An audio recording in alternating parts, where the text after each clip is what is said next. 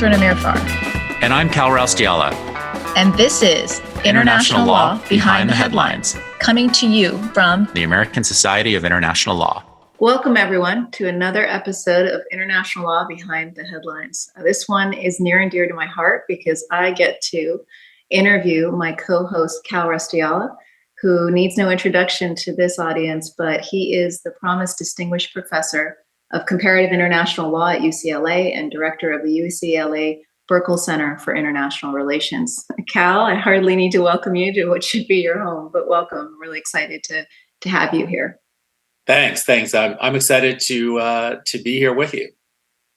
So today, Kal, we're going to be talking about I have to say, it's my unvarnished view of your brilliant biography of the late, great American diplomat and Nobel laureate Ralph Bunche. One of the central themes of your biography is that while no one person can claim the mantle of the creator of UN peacekeeping, a strong case can be made that one man, Ralph Bunche, did more than any other to make that concept a reality.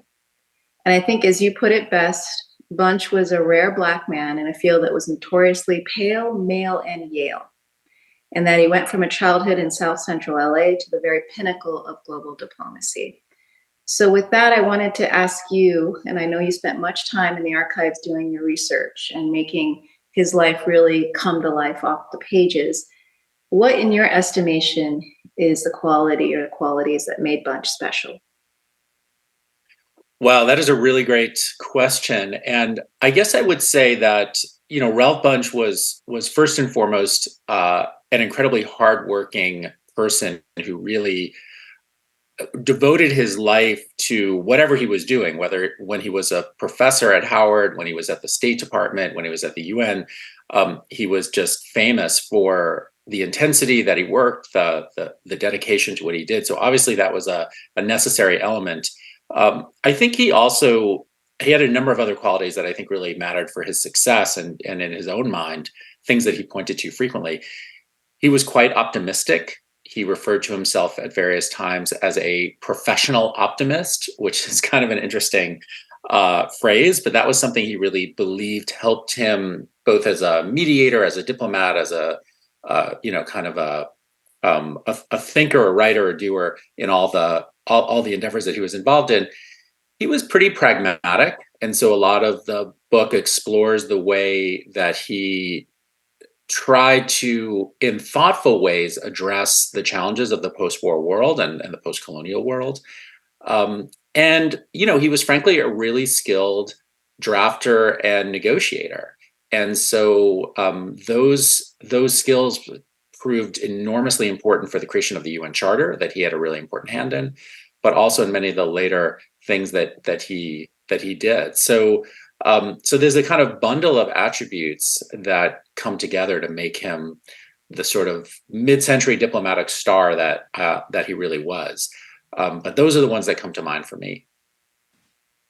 Well, certainly in today's world, someone who's both pragmatic and a professional optimist is much needed.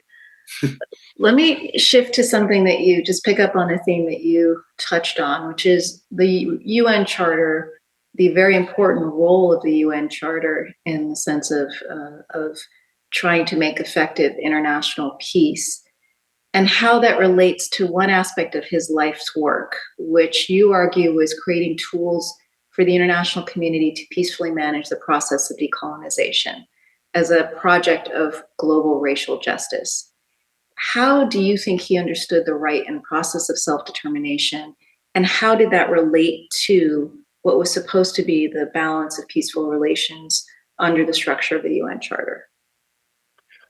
Well, he himself would often refer to decolonization as his primary preoccupation throughout so much of his career. And I certainly make that case in the book that whether he was an academic, a State Department official, or a UN official, the sort of through line for him was the process of rolling back European empire. And that was something that he saw, as you just mentioned, as a moral project, as a racial project, as something that tied together his interest in the global and in the domestic. Of course, as a Black man in mid-century America growing up in the teens, the 20s, the 30s. He experienced firsthand segregation and discrimination at very high levels, and he also saw that as part of what characterized the colonial world, which I think for many of us when we look at the pre-war period, I should back up and say we don't look enough at the pre-war period, but when we do, we can see that was sort of the key feature of international politics. So for him, self-determination was a really important value, and it's something that he fought for. And we can get into more details, but I'll just say, for example, his period at the State Department during the Second World War, he focused on many different things, but the thing that really animated him and consumed most of his time was the trusteeship system that he wanted to create that would update the League of Nations mandate system and actually he hoped to have some kind of meaningful effect on self-determination. So he saw this as a sort of human rights value, as a political value, as a moral issue, but also as something that led to peace. He was a believer that without decolonization, we wouldn't really have a peaceful world.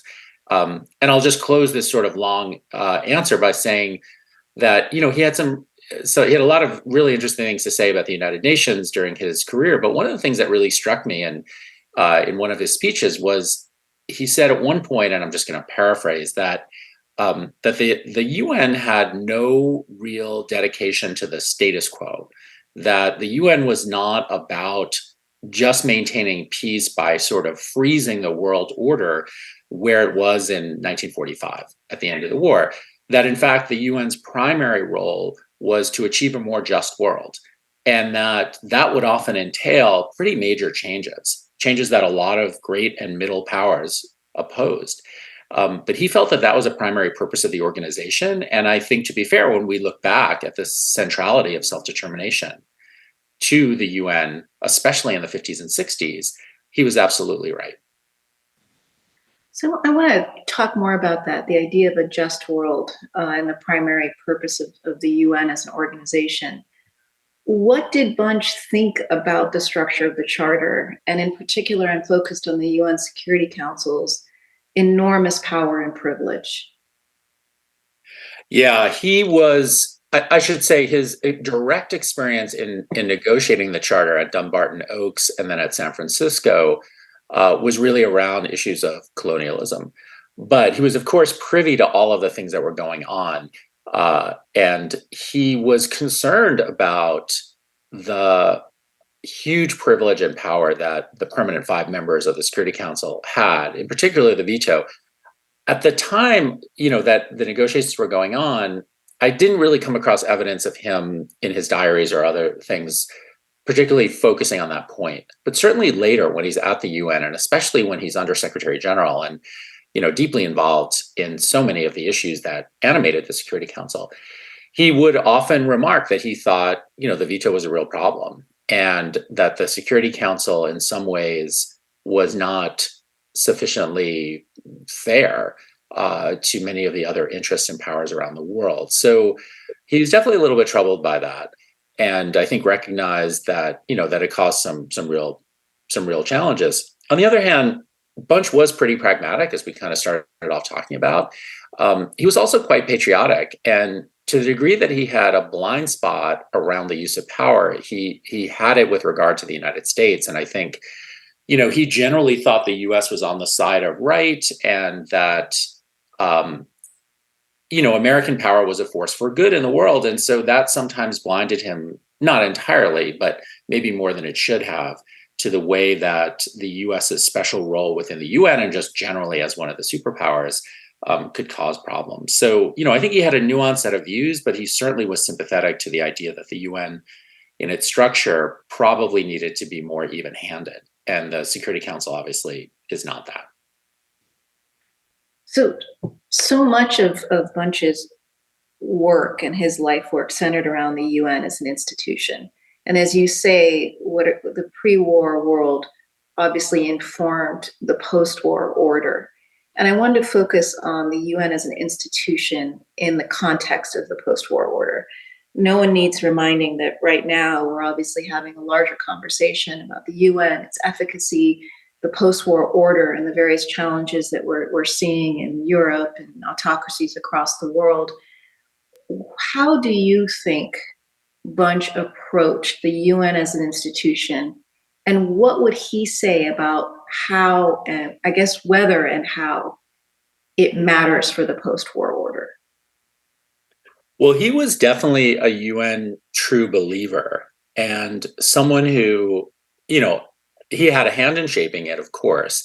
But then pretty quickly, he goes from the State Department to the UN itself. And there he spends essentially the next 25 years, the last 25 years of his life, deeply enmeshed in the UN and rising, right up to the very highest levels.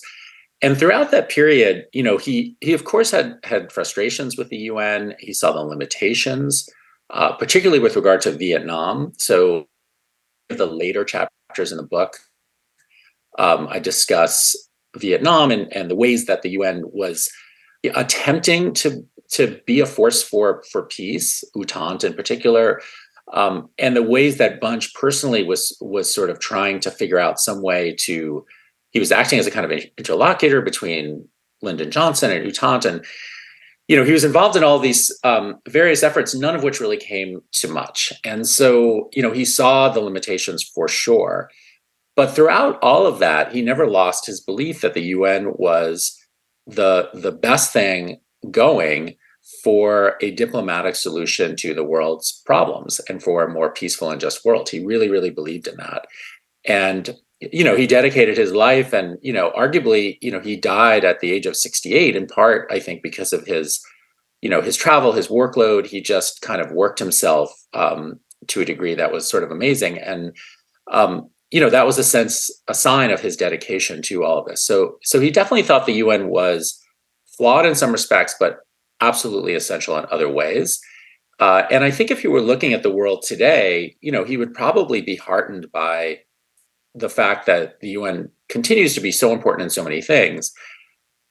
While at the same time, I'm sure if he was looking at, for example, the situation in Ukraine, he would be deeply, deeply disturbed, or for that matter, the situation in the DRC, a place where he spent an enormous amount of time, or the Middle East. And so, many of the things that he worked on in the 50s and 60s continue to sort of haunt us. These problems continue to haunt us today. But, he definitely thought that the UN was the best alternative to warfare that he had seen, firsthand living through World War II. He knew what that meant, as people of that generation really did. And he devoted himself to trying to make the UN the best organization it can be. Which is not surprising given his pragmatism and his optimism.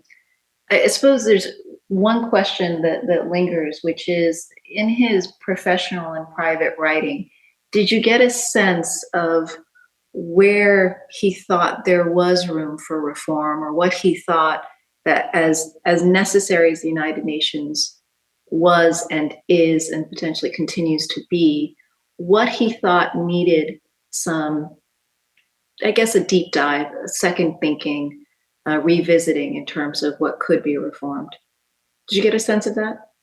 Yeah, I mean, I would say at some level, this isn't exactly reform, but just alluding to what we've already discussed. His number one desire and belief for change was to free much of the world from the yoke of colonialism, and then allow those countries, as they immediately did in almost every case, to join the UN and, in a sense, transform the UN through their sheer numbers into a very different kind of organization than what was initially sort of envisioned at Dumbarton Oaks or Yalta.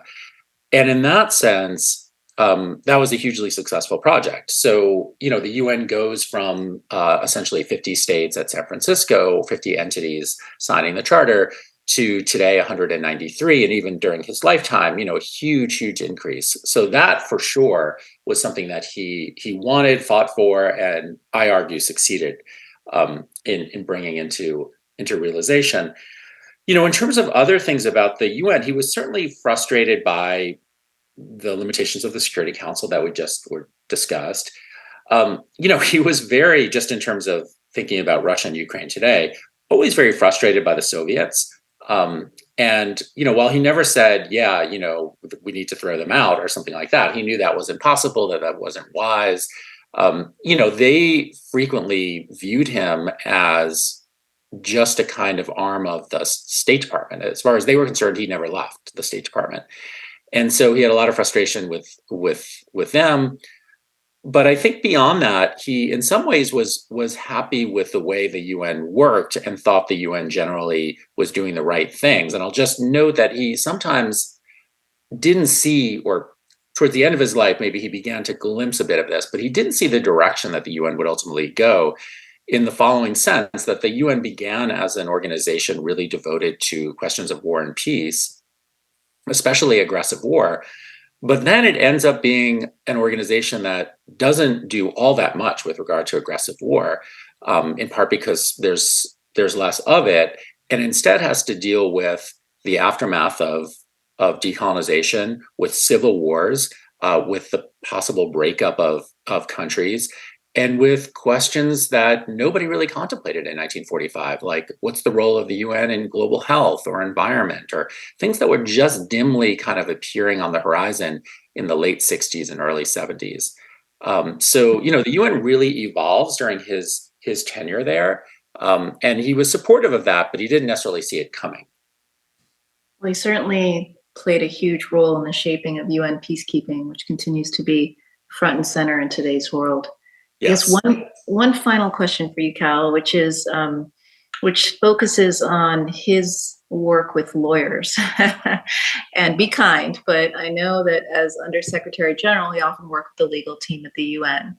What did Bunche think of lawyers? And again, be kind. Yeah.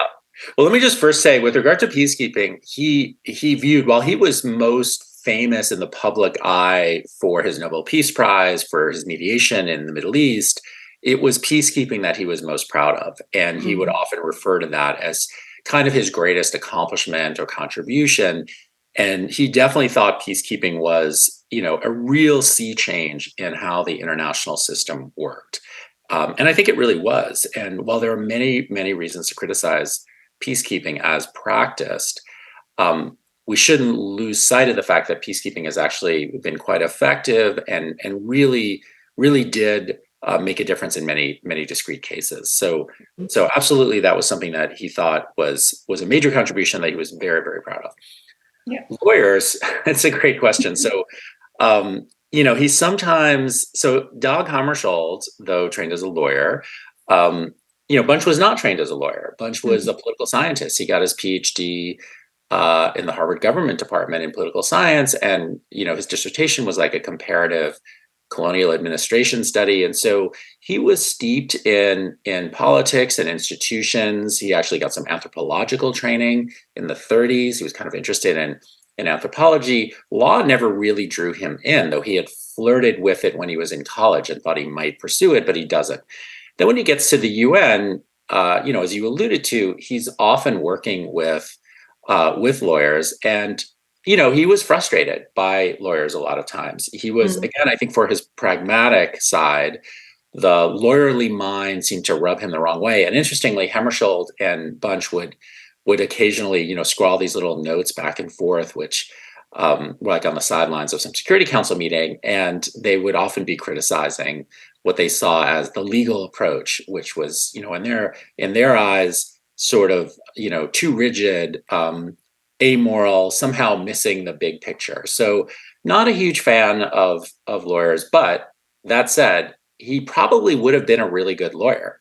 And I'll just close by saying Bunche was an excellent drafter, and many people throughout his career pointed to the fact that whether at San Francisco in the charter negotiations, or later with his Middle East mediation, or many other instances in his career, that he was really skilled at finding some locution that would bridge the brackets in the text and make it all acceptable. And people marveled at his ability to do that. And I view that as a key skill of a good international lawyer, to be able to do that. And he had that for sure. So I think he probably had, like some people who never go into law, but somehow seem to be even better at it than we are. He was one of those people that I'm sure could have been a fantastic lawyer had he put his mind to it. That's terrific. And obviously he took what could have been frustrating and turned it on its head to make an outstanding Undersecretary General during his tenure. Well, Kal, thank you so much. He's obviously an inspiration. I think he very much inspired you, and we could use a lot more inspiration these days. So focusing on Bunche and his legacy is definitely worthy of our spending our time today. Thank you, everyone, for listening, and look forward to have you on our next episode. So, Kal, thank you. Fantastic. Thanks, Catherine.